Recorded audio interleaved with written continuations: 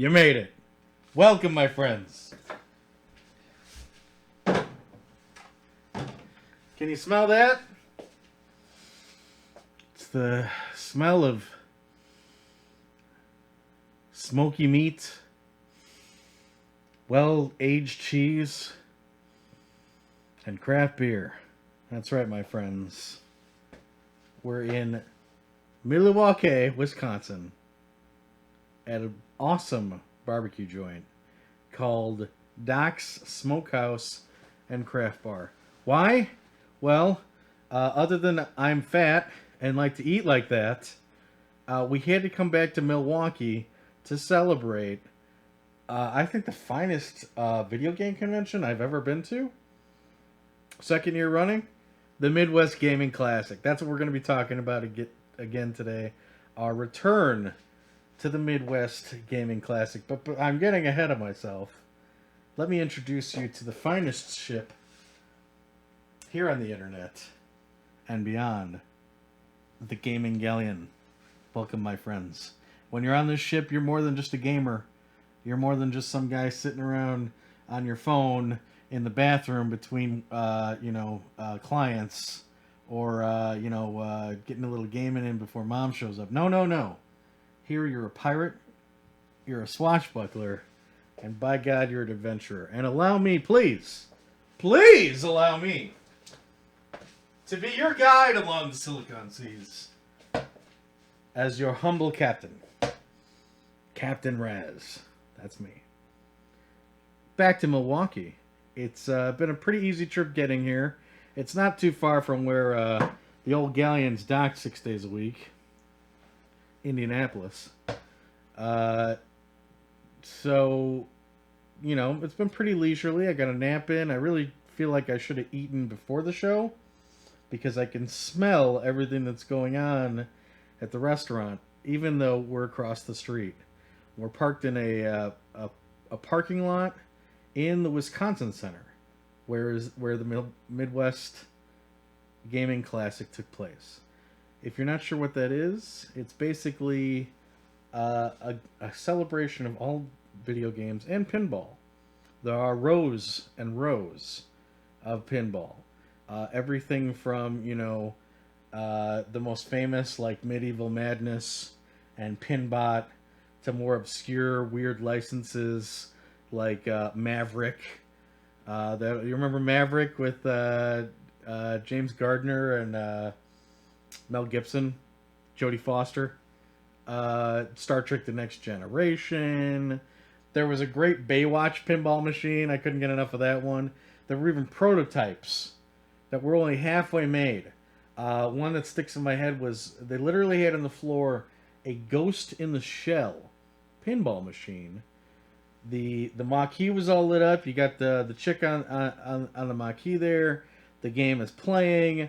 The ramps are good. It's a playable machine. However, the play field itself had no art on it whatsoever. It was like the guy was playing on like a plank. It was really crazy. And you could see some penciled in areas as to where the artist was going to go next, where he wanted to put the art here and there and everywhere. So pinball was crazy. Another exciting thing about this place is if you've ever wanted to try a console and didn't have the pocket money to do it, here's the place to go. They have literally every gaming console and old school computer hooked up in chronological order from their release to a TV that's appropriate for that era.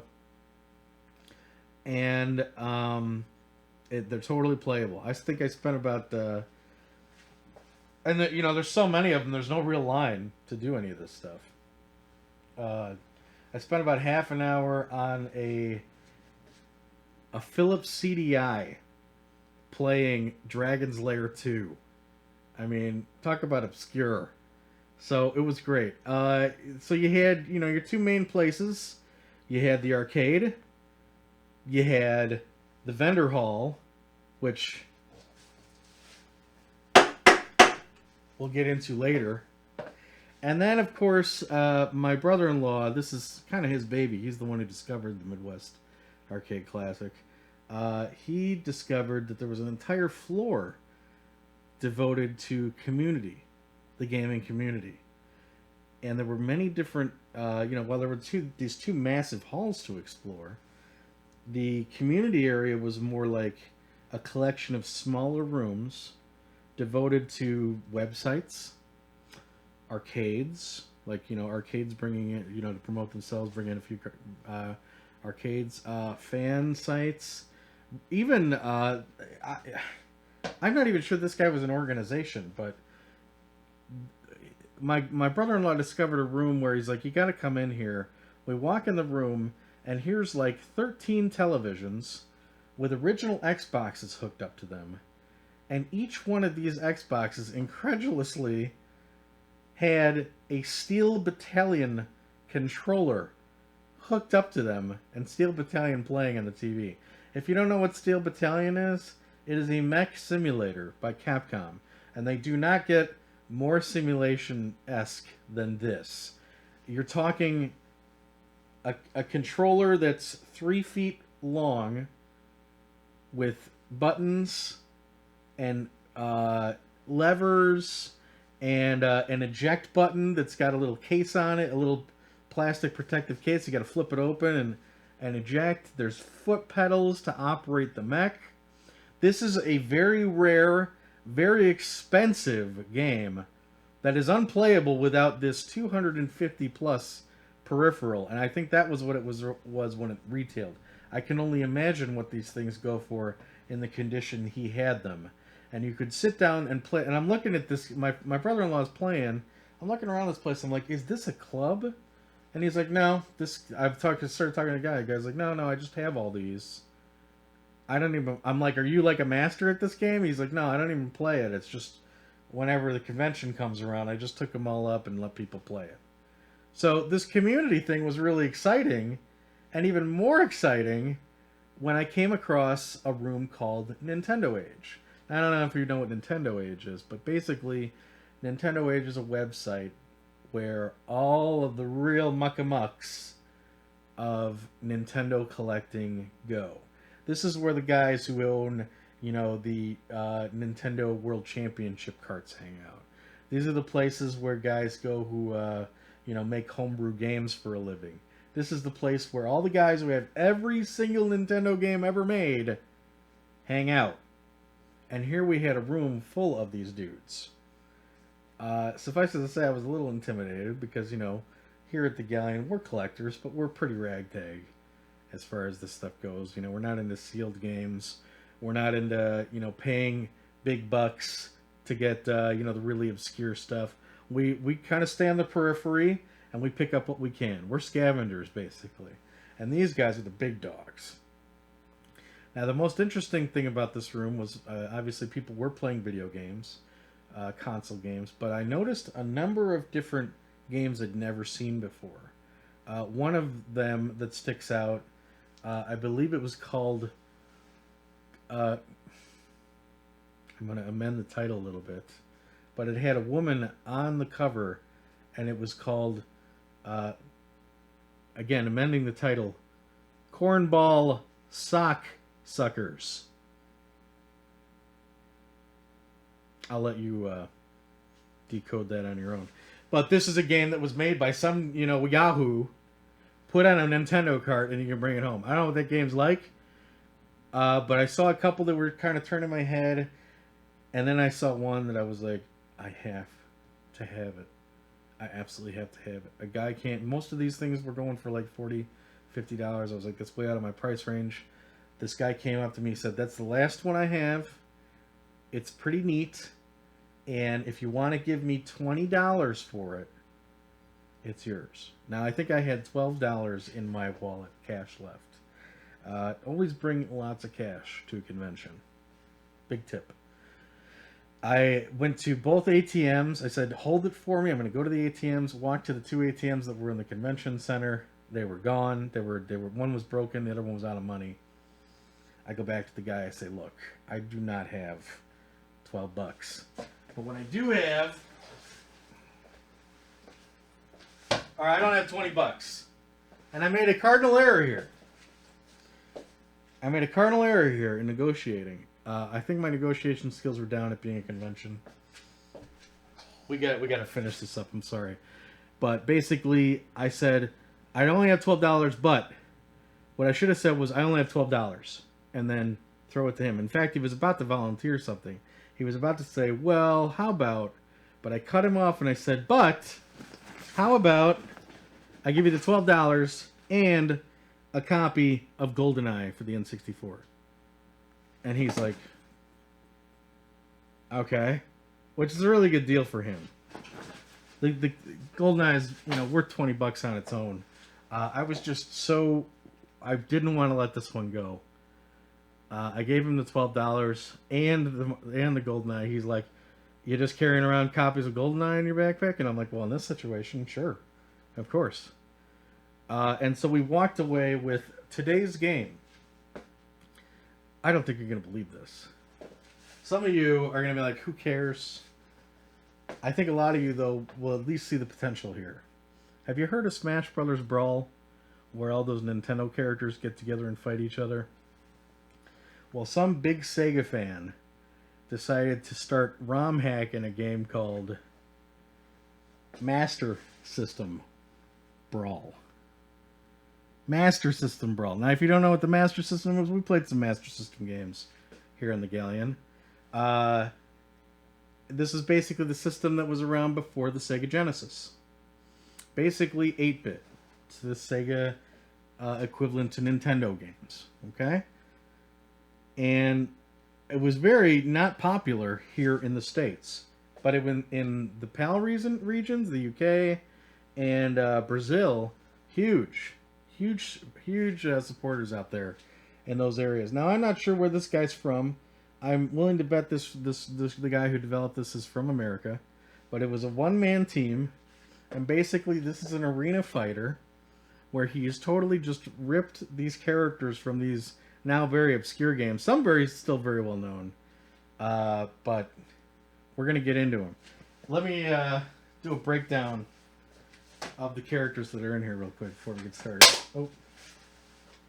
Alex Kidd. I don't have an Alex Kidd game in the case, but this one's really rare. Alex Kidd in Shinobi World. Alex Kidd was basically Mario's main competition until Sonic came along. Sega dropped Alex Kidd for Sonic. You got Wonder Boy here. You'll notice he's got a sword and a shield. There was about 3 Wonder Boy games on the system and then more on various other systems. I don't even know what this guy's is, but he's like a karate dude. I forgot what his name is. This is basically like Kung Fu. Guy's got like a gi, he's like a thin guy. Shinobi's in this. Ryu Hayabusha's in this. Fantasy Zone is like a shooter.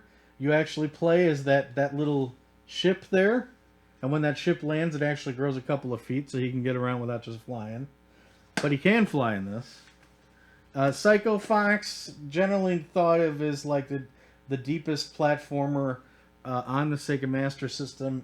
Psycho Fox can basically change into a number of different characters, and he can punch. And then, of course, he didn't originate on the Sega Master System. He originated on the Genesis, but he did make his way to the Master System eventually. I almost said the Blue Bomber. That's not right. Sonic the Hedgehog is also playable in this. So, it's great. And then this is only about half the roster. Other guys, I just don't have their games. So there's going to be a lot of people in here you don't know. But how exciting to play an arena brawler with some very, very old, obscure characters. Let's get started. We're way behind. I'm sorry about the long monologue. A lot to get into there. Let's get started. We're going to play a Master System Brawl. Then we're going to get into the booty segment. Geez, the show may go about 3 days. I don't know. We're going to try and get in an hour. It's Master System Brawl. Allow me to hit the old harp of transition. Master System Brawl for the Sega Genesis. Believe it or not, this is not a Master System game. This was made for the Sega Genesis. Let's get started. All right. Right out of the box here, we got a fetching opening screen here. We've got some music, very, very in tune with the Master System sound chip.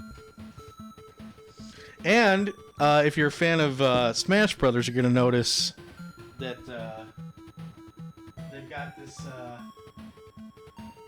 brawl thing here.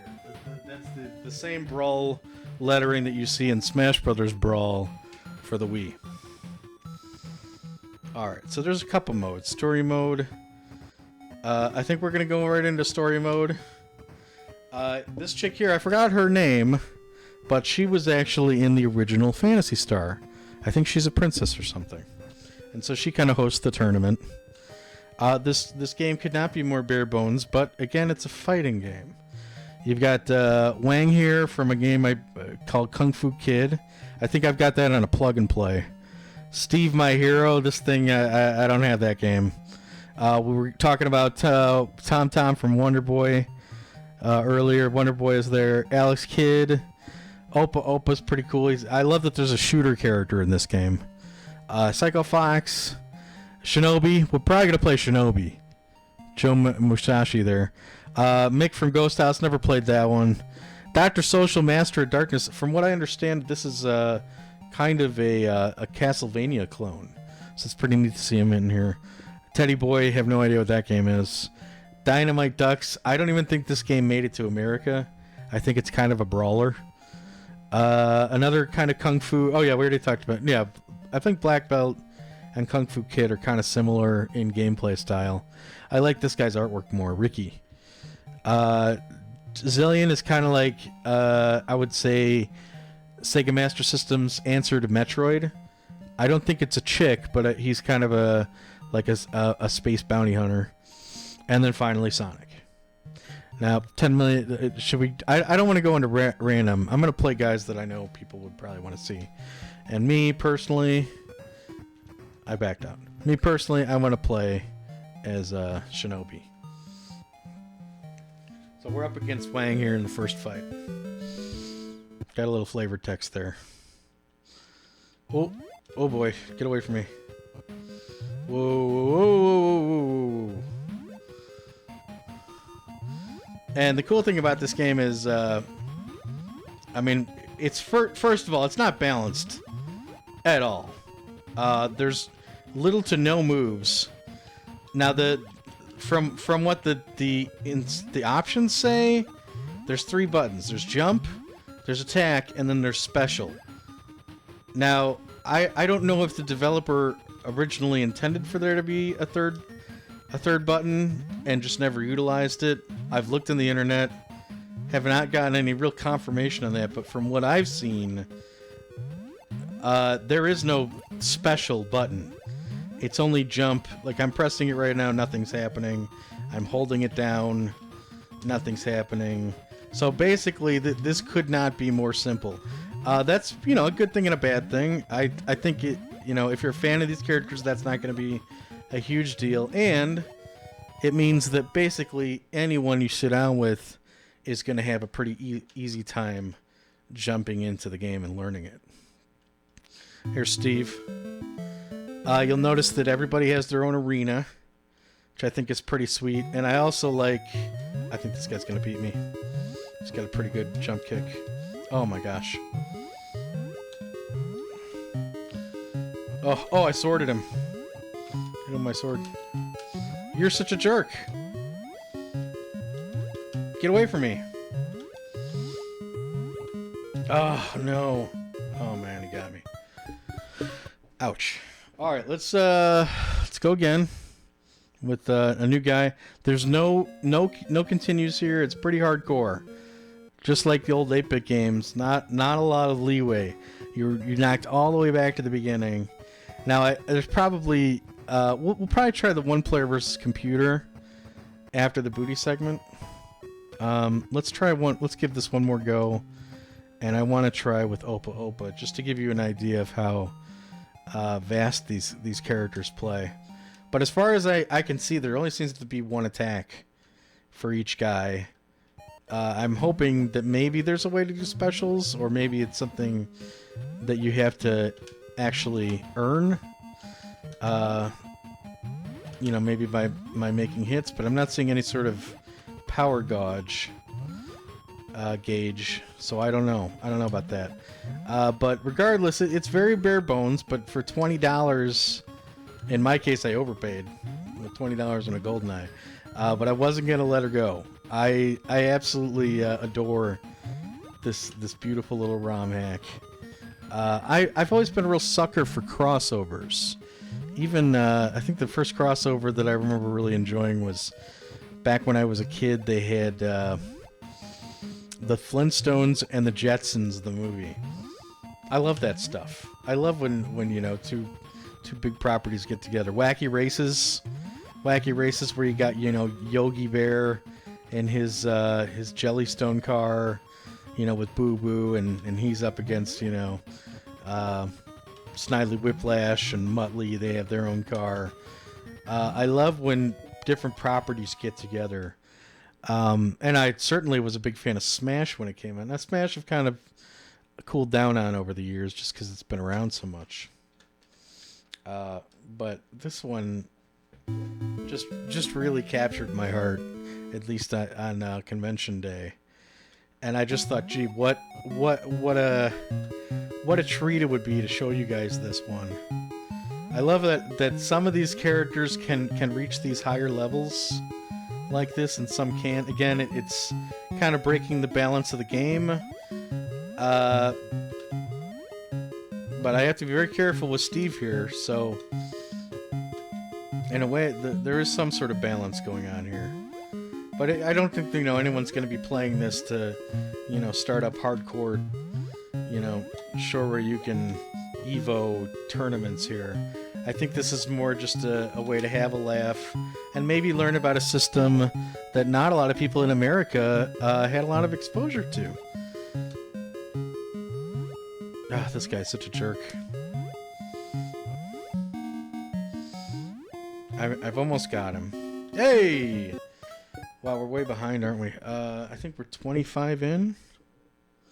Yeah. I want to use the whole hour here, guys. I'm going to play out Opa Opa here. Oh, God. This is against Tom Tom from Wonder Boy. And I think that he's probably got Opa Opa's number because he's got full plate. And Opa's got this little... I mean, look at how much damage I'm doing here. Is there a timer? No, there's no timer. There's a score, though. I like that. That's a nice touch. I mean, this guy's... I'm pretty sure his shield can negate Opa Opa's blasts. This is like... This is going to take forever. So I guess in that regard, they've balanced it out via, like, kind of passive stats. But I really am hoping there's some way to activate specials in this game.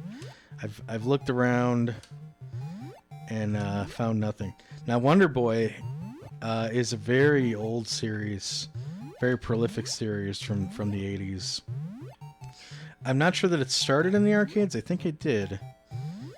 And then eventually got moved to the Master System and a couple other systems with the later games. Monster Lair, which is where this guy comes from, is on the Master System and the Genesis. But Wonder Boy, basically, if you've ever played Adventure Island on the NES, that's how Wonder Boy plays. And eventually the games evolve and become a little better. The first Wonder Boy was basically a side-scroller, but as the games came out later, they began to become more akin to a cutesy open world hack and slash. And Dragon Trap being probably the real treat of the mix. And I mean, it looks like I could whittle this guy down. We're close. Ugh.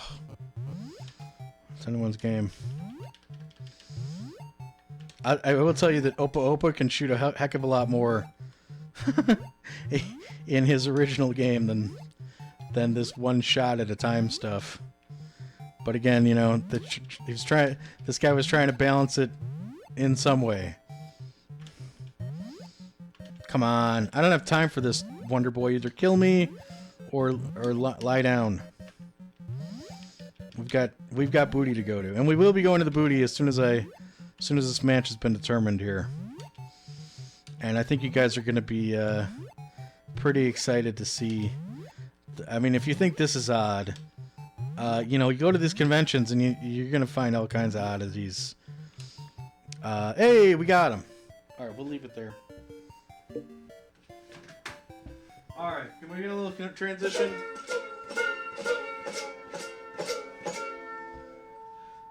I don't know that we're going to continue that.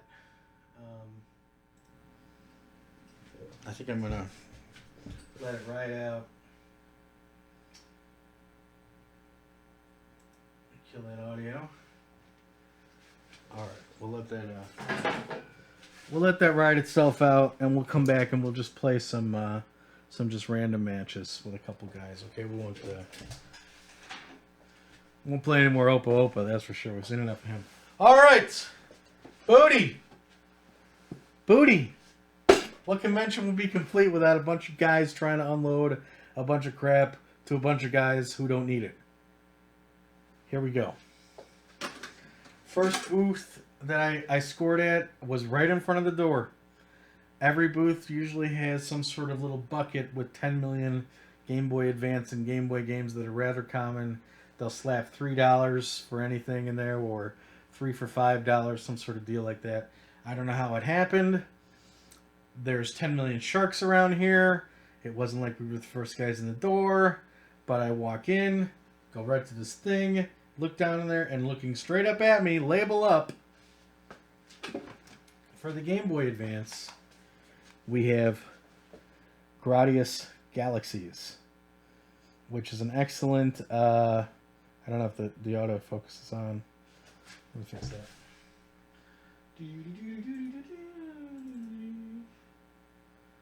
Only take a second. Autofocus is on. Okay. Fair enough. Gradius Galaxies. There we go. We'll go a little slower. By Konami, Gradius is a very prolific, from arcade to Nintendo to PlayStation 2 and beyond, shooter. Probably the godfather, the the granddaddy of serious, modern day shooters. Horizontally scrolling, customizable power-ups, yada yada. This is a game that retails for around $15 to $25, depending on the day you find it. We found it for $3. Big deal at a convention to be able to pull that off. I started milling around. Oh yeah, right next to them, guys had Nintendo games everywhere. This was, I believe, this guy's neighbor. I started doing well early, right out of the box. This guy had a copy of... Oh, well, this is neat. This is tying in quite well. Fantasy Zone. That's our boy, Opa Opa. Right there on the cover. I originally thought this was kind of a faded label, but now that I'm looking at it, it's in good shape. I'm not sure why. The guy had... this is generally going for around 20 to 25 these days. This guy was asking for 15. I asked him if he'd do 12. He was cool with that. We got Fantasy Zone for $12. Pretty hot. I'm going around this place. I'm seeing all kinds of imports, high-end stuff, serious business. And then I'm like, all right, that's it. I got to find that one guy. Now, last year, there was this, there's all these vendors where guys have stuff behind glass. They have it sealed. They have pristine booths. They know exactly everything that they have, and they're asking for the right prices. This one guy had like a junkyard. He's like, we've got all this overstock. He had just piles and piles of just absolutely terrible condition hardware and software and Tupperware bins piled to the sky. And he's like, $5 on hardware, $5 a console, $1 for anything at all in the Tupperware. I, for some reason, was lucky enough to find a $5 Intellivision that was complete. Both controllers and everything. That's all one part piece. So I found a $5 Intellivision. Then I started picking up Intellivision games left and right. I think he was doing like 50 cents for loose carts, $1 for boxed Intellivision games. So I was like, I walked out of there with a collection, a full-on collection of a system I never had, or I didn't have. So last year was great, and I'm like, we gotta find that guy again. Now we found his place. Obviously, things are getting a little slimmer all around every year. This stuff gets a little harder to find, and this guy's place was no exception. He still had buckets of stuff, but all of it this time around had a price. However, we still found some pretty fun stuff. The first thing I grabbed from him, I saw he had Intellivision games in the box and big Tupperwares. I started looking around. The first one I saw, I've never seen it this cheap before, is a game called Utopia. He was asking $2 on this. It looks like a pretty sweet strategy game, and you and a friend can either play cooperatively or competitively. I always love how the Intellivision games open up. You've got the overlays in there. These are for these actually go onto the controllers to kind of give you an idea of what button does what. The controllers on an Intellivision are much like a telephone, a dial pad. So that's what's happening there. And then you've got the game right, the instructions there. Definitely a game you're not gonna want to pick up loose. So this was cool. He had that for $2. Another game I've been looking for a while. Advanced Dungeons and Dragons. I don't know that this has a second name. I don't think so. But my God, look at that art, guys. Oh, doesn't that just? I mean, don't you just want to play the hell out of that? Look at that. Now he was asking a pretty price. He was asking $5, but to be fair, that's generally what I see for just the cartridge. And this one had the instructions. I mean, God, that Advanced Dungeons and Dragons font just fills me with warmth, and even the overlays there, which look to be pretty basic. I think they just kind of move around. There's a couple things here like exit, count arrows, So really excited to have. Just the art alone was enough for me to be like, we finally grabbed this guy. And I've been on the lookout the past year, because there's 2 Dungeons and Dragons games. I've had them loose. I've got the other one, Treasure of Tarmac, loose. We're gonna have to try and track that one down with the box one day. Then he had a whole bunch of small little file cabinet kind of things with manuals, including Nintendo manuals, and there were a number of them for $1. $2 each. A number of them I really didn't have. And maybe this should have been a day where I should have just grabbed a bunch of manuals. It's always good to have the manuals for the NES games. It's easy to tuck it in with the game on a shelf, put them both in a sleeve together. So I like to pick up manuals when I can. But I guess with, what was so many options in this place, I was kind of holding. It was still early in the day. I decided to hold off. I did go through them, though, see if there was anything maybe I have the box and the game for, but not the manual. Didn't get lucky enough to find anything like that. However, for $1, probably because the condition's a little off, for whatever reason, we got a copy of the manual for the original Contra. That's pretty neat. Yeah, now there is some markings here. It looks like somebody even had to retape the spine, I think. But it's in this nice, attractive plastic laminate, so it's all together, and you can open that up and read all about Bill Reiser. Is it Reiser? Bill Reiser, and I forgot what his friend's name is, and their adventures on Contra Island. So I was very excited. I was cool for $1 in that, and then he just had like just buckets of controllers and plug and plays. He had this last year. He had it this year. He was actually asking a little more on them. Actually asking for, more than $1. They were all actually priced. But I saw this plug and play system, and I was like, hold the phone. Is that a Menacer? A Menacer by Sega Genesis? The Menacer, if you don't know, was the competition for the Super Scope 6, which was a bazooka-like light gun for the Super Nintendo. It was called the Super Scope 6 because it was a giant bazooka with a scope, and it came with 6 games on a Super Nintendo cart. To be frank, they was stretching that because 3 of the games were basically, they were really just 2 games. They were just 3 different variations. Sega had to get into the light gun industry with the Menacer. This looks nothing like a Menacer. Menacer, I can't even describe it to you, but it had like binoculars. It had a shoulder stock.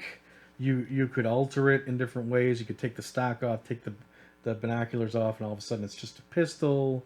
And it came with its own 6 games, the Menacer 6 games. Now that, when I saw this, I realized, my God, here's a Menacer, which I don't have. Usually find Menacers around $30-$40. I'm not paying that for some stupid light gun, even if it is cool.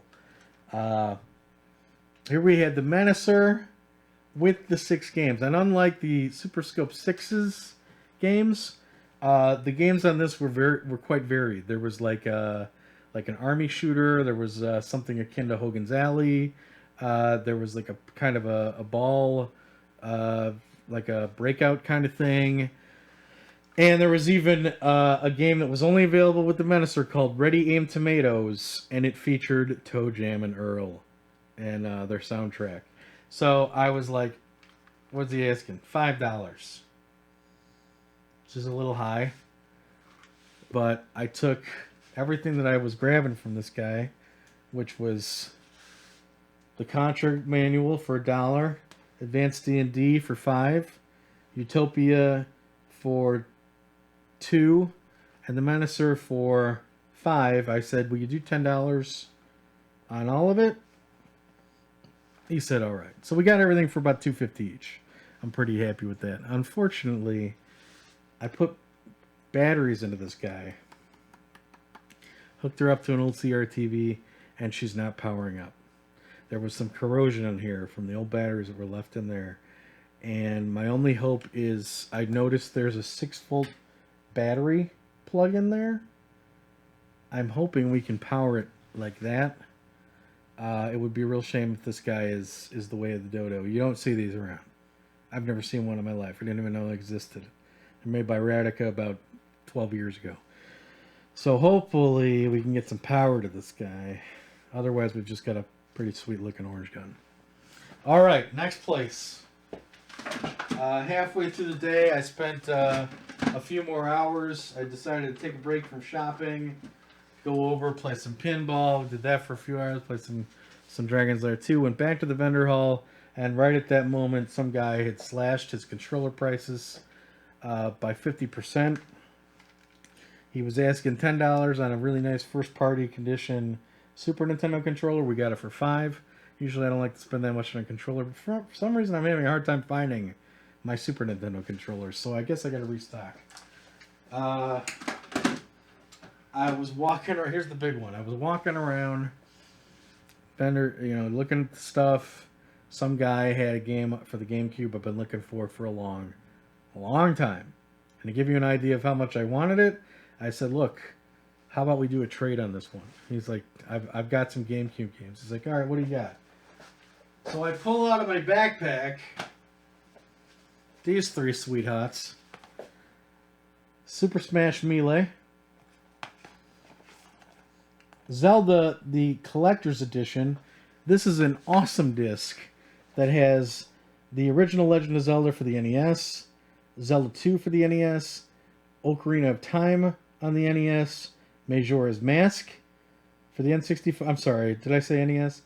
Ocarina for the N64, Majora's Mask for the N64, and a playable demo of the GameCube darling Wind Waker. This was a pre-order only. You had to pre-order Wind Waker in order to get this baby. This was never on store shelves by itself. And it's a boatload of good stuff. So you got that, you got Smash. And then finally, I believe this is a pretty beat up copy, but they still took it, of Paper Mario, Thousand Year Door. Decent RPG, which I don't know, It's a little too cutesy for me to play, but whatever. And I don't think it had a manual, the one I gave him. But I said, I put these in front of him and his buddy. Their eyes kind of widened a little bit. I'm like, I don't know, call me crazy, but I think these 3 games are probably going to move a little faster for you than the one I want. So what do you say? I give you these 3, you give me that, and we'll call her even. And they're like, aight. And the game I picked up, extremely hard to find and valuable, Phantasy Star Online, Episode 1 and 2. And I don't even think the camera's going to get this, but if you look right after Episode 1 and 2, there it is. Episode 1 and 2 plus. Episode 1 and 2 plus. What in God's name does that mean?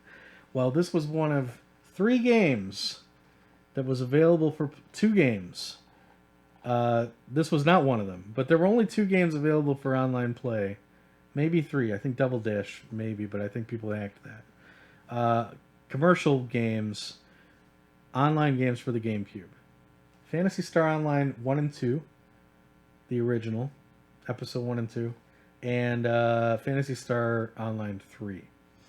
This game was released after the servers for the GameCube shut down.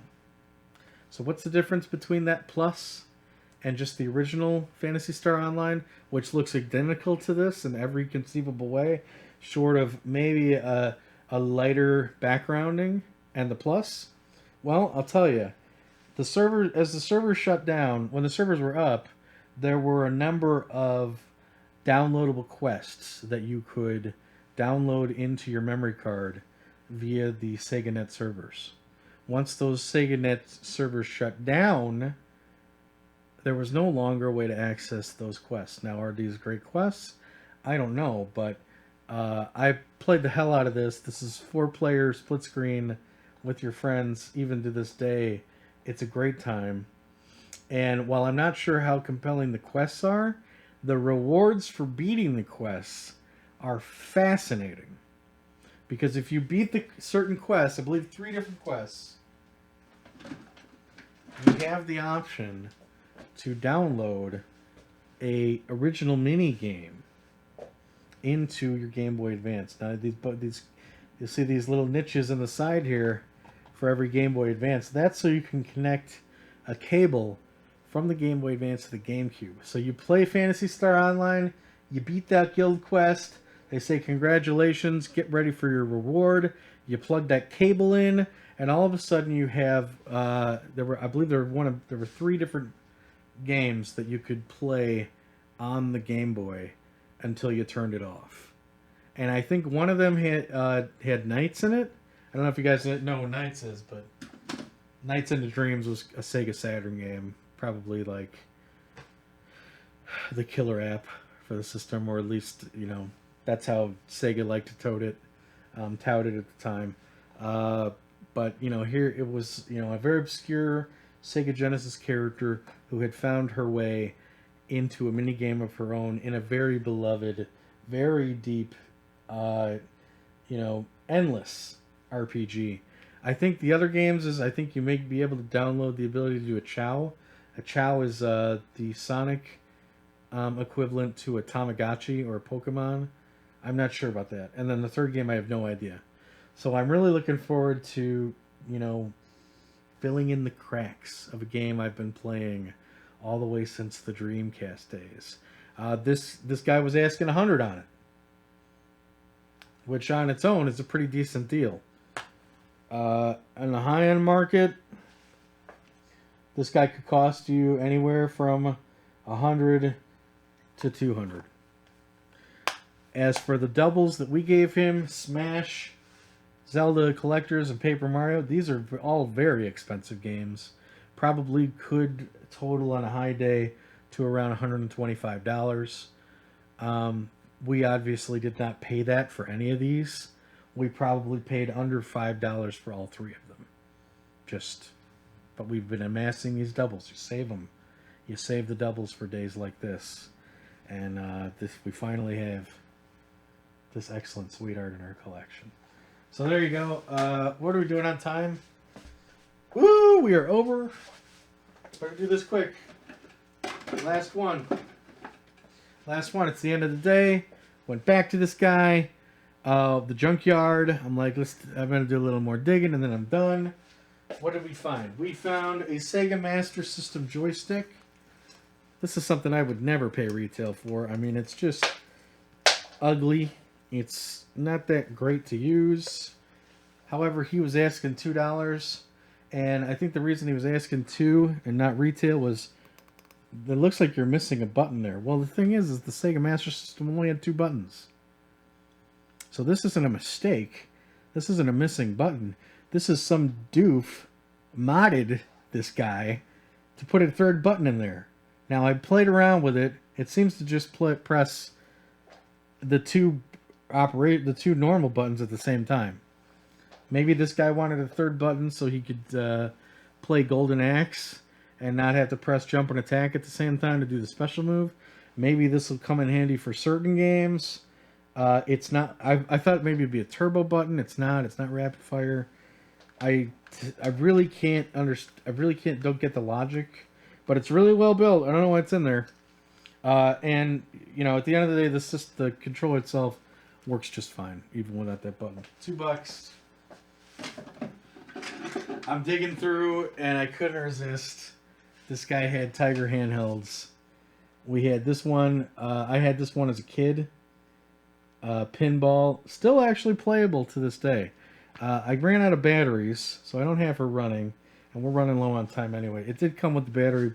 The battery back is back here. I meant to populate these with batteries, but I forgot.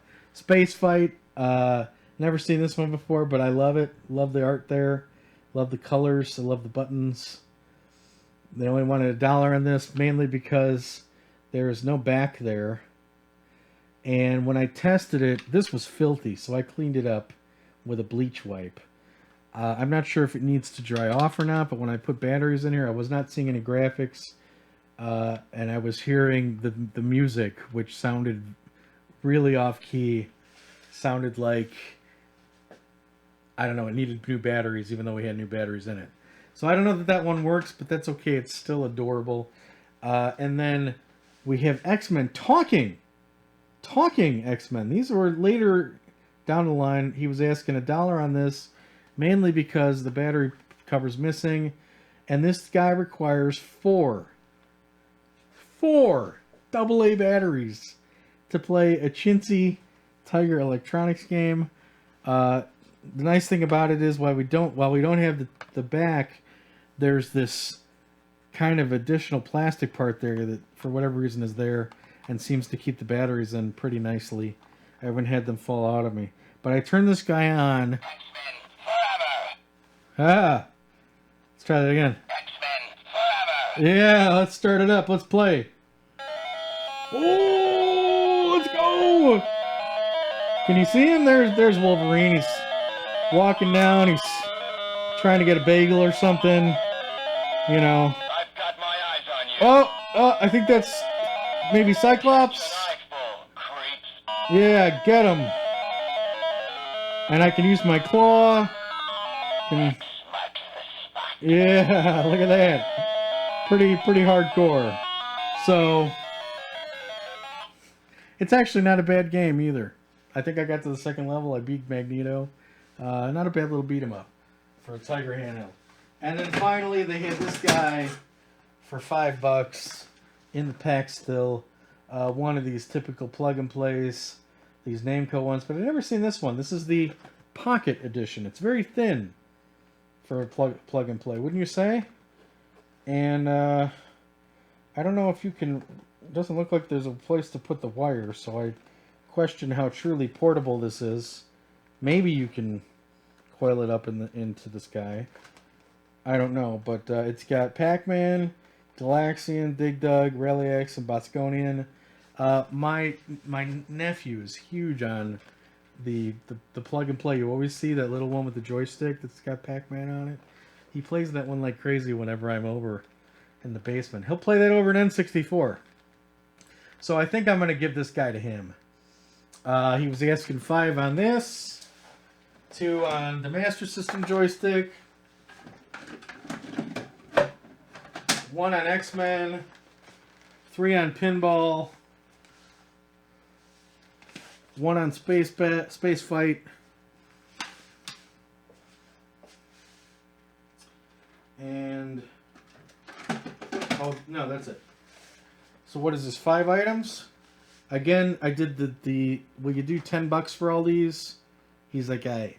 So I thought that was a pretty good deal, especially with the plug and play being sealed, and the Master System joystick being modded as opposed to broken. So that's pretty cool. All right, so that's it. We got time for one more match in Smash Brothers Brawl, or no, what is it? Master System Brawl. And then we got to get back here. We've got a very special mailbag to open up. I better do that. All right, let's get back to it. Master System Brawl. Let's flash that awesome box art one more time. Master System Brawl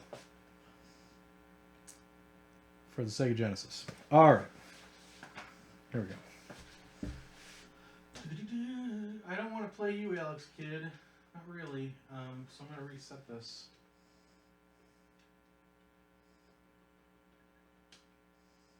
Should have done that earlier.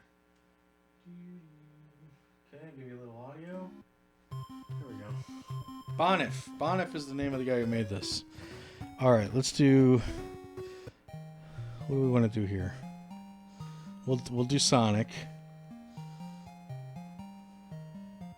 I kind of want to play the Kung Fu guy. All right, I'll play the Kung Fu guy. Oh. Black belt, Ricky. And we'll play against Sonic. And Sonic's probably going to kick my butt. But we'll see. Oh, we get to choose the arena? Oh, that's neat. Let's see what kind of arenas we have. Oh, these are neat. I don't know what that's... That's Fantasy Zone. This is My Hero. Wonder Boy. Oh, here's Fantasy Zone. This is Shinobi. Oh, this is so... Like, but we gotta do Shinobi. It's very basic, but... okay, let's try this one. Oh, this is neat. I think this is Master Darkness. Alright, we'll play this one. Oh, now this is neat. Okay, now Ricky here is the first character I have played that actually has... Can he jump? Oh, he can jump. Okay, so I get it. So he can jump, but he's jumping differently from everyone else. Everyone I've played so far is using a jump button. He's doing more of a Street Fighter thing where he's pressing up to jump. Oh, and this is like his level, man. And so that means that his 2 buttons can actually be devoted to different attacks. Oh, I got you, Sonic. Oh, I ripped my shirt off. I'm such a badass. That's great. All right, we're done. That's it. We're going to have to leave it there.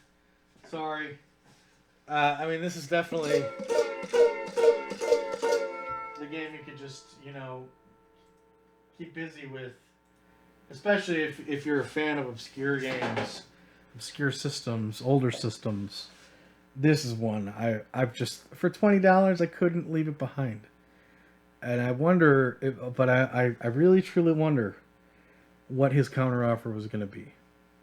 I just don't know. Always let them talk first.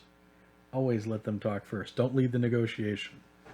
Don't lead it. Okay, let's get into the mailbag. One of our oldest, most beloved, generous crewmen out there has sent us a package. It comes from Nashville, Tennessee, from our good friend, Mr. Prawn. What can you say about this guy? He's the kind of guy who sits in the periphery. He doesn't like to draw attention to himself. He's like Solid Snake. But when he's needed, he comes a-calling. And he comes in a big way. Very fascinating guy. I've offered to mod this guy, give him any kind of, you know, small glory we can offer anyone here on the Galleon. He's like, nah. I'm just here to enjoy the show. So, big thanks to Mr. Prawn. He sent this to our now defunct P.O. box. Oh my gosh, did I just show that? Oh, that's my number. Yeah, there's nothing here. This is Amazon. Yeah, this is fine. This is just nothing here. Nothing here is his information. Thank God. Such an idiot. You're supposed to tape that stuff up. Anyone who stops it, all they're going to see is the now defunct Gaming Galleon P.O. Box. I might refresh it, but I don't know. We just haven't been using it much. And the Amazon fulfillment out of Lexington, Kentucky. So enjoy those addresses. Anyway, let's see what Prawn's got. He said there was like a gift receipt in here to read first. So before I see what's in here, let me see what he says here. I don't think this is it. No, let's try it. It's more of a... Here we go. Here's a note. Okay, so it says... No, this is the gift receipt. Alright. Okay, here we go. A gift for you. With naked eye, ye may not find that in front or behind.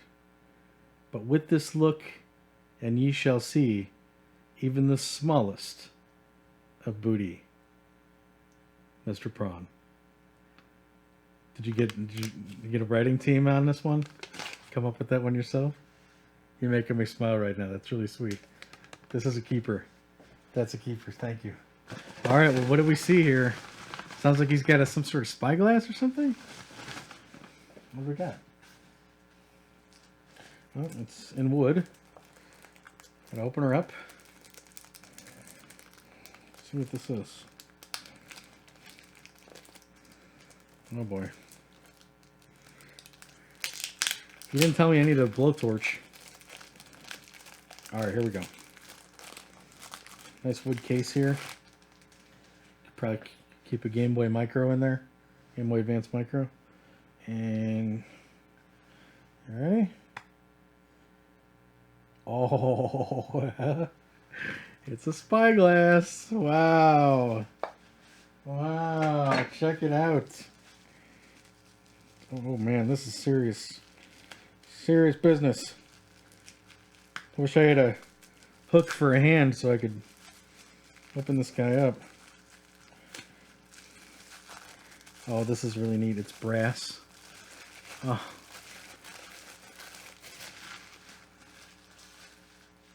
I mean, does it get better than brass and wood? I don't think so.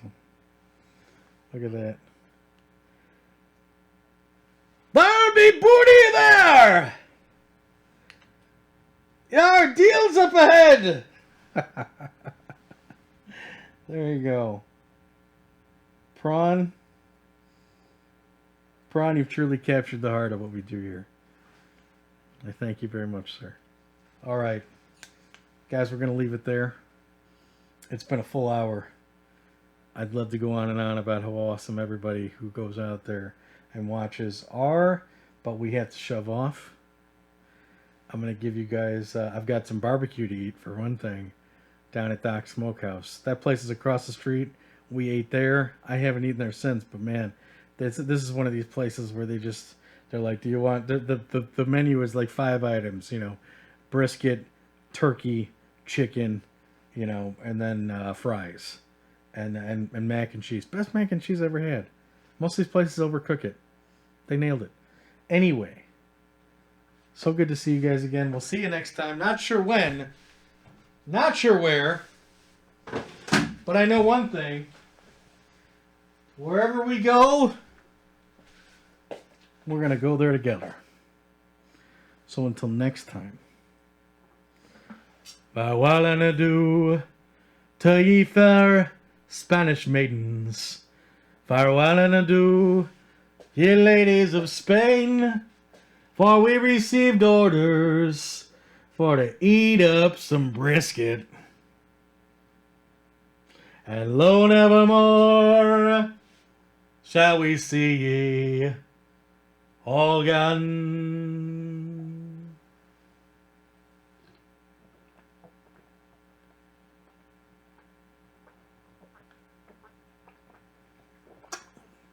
Oh. Keep your powder dry and your brisket wet, baby. We'll see you next time. Oh. And keep that powder dry, mateys.